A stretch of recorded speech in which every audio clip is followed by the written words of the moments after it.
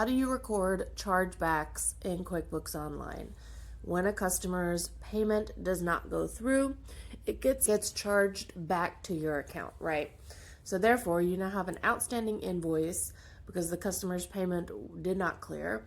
And usually you get charged a bank fee for this, somewhere around $30 to $35. I think $35 is the legal maximum amount they can charge for a chargeback, but it depends on your bank.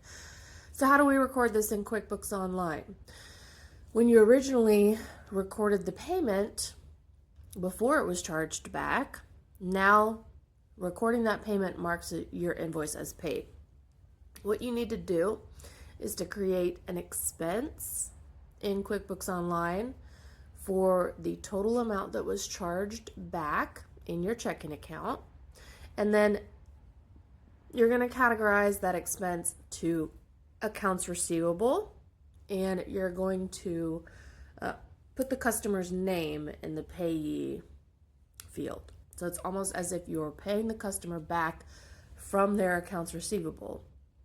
So it's an expense to the customer out of the checking account, and we're categorizing it to your accounts receivable category.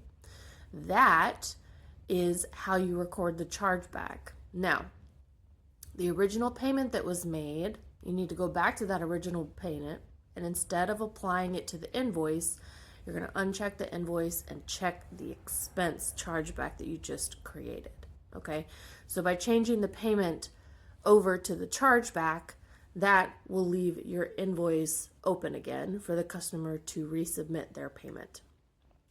When the invoice is open again, I recommend putting that whatever bank fee for the chargeback fee that you were charged by your bank, I recommend putting that on invoice as something that your customer pays you back for, because if their payment didn't clear, depending on the terms of your relationship with your customer or a contract or anything, I outline it in my engagement letters with my clients that if payments get charged back, that they're responsible for reimbursing me for the chargeback fee from my bank.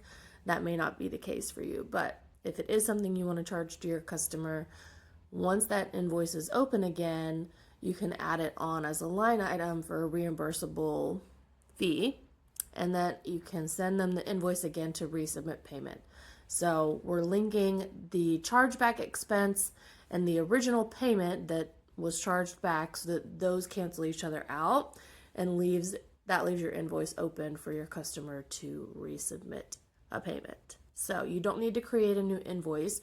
What you have to do is create the expense for the chargeback, and that will also match in the bank feed for your account. Whenever you see that chargeback come through on your statement, that expense will be what you match to that. So I hope this was helpful.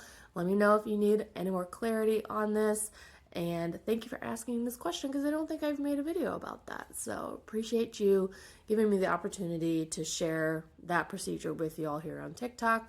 Let me know if you have any other questions about QuickBooks Online or bookkeeping for small businesses in the comments below. Please like, save, and share this video. And you can also join me in my free community that's linked in my profile.